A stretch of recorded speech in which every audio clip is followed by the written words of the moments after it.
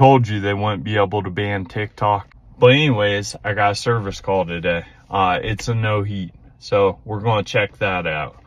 Symptoms are, the tenant says that it keeps kicking on and off. They have it set at 80 degrees and it's only 54 in there. So we'll check that out. I have to change out a hot surface igniter.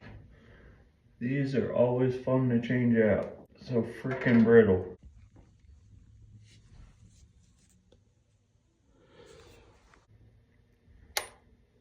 Oops. Now let's see if we get ignition.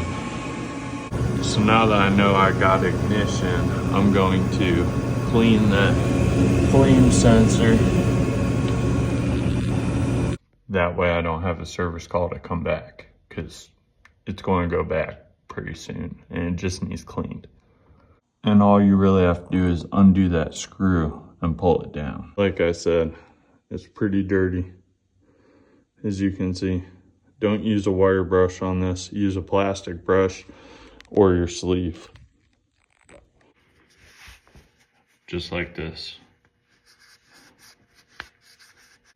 If you use a wire brush, it wrecks the sensor. Now you have a little bit of that tarnish right there, but overall it's clean.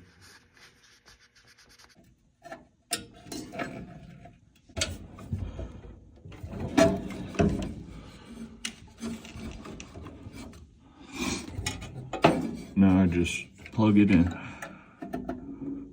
and we kick it on. Should get a glow once it clicks.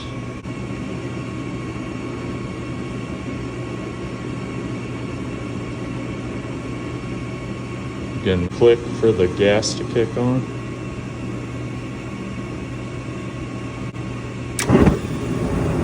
Flame sensor should be working properly. We'll get no blinks. There's a click for the blower motor. And you can hear it. Now we have a fixed furnace. Then we got heat.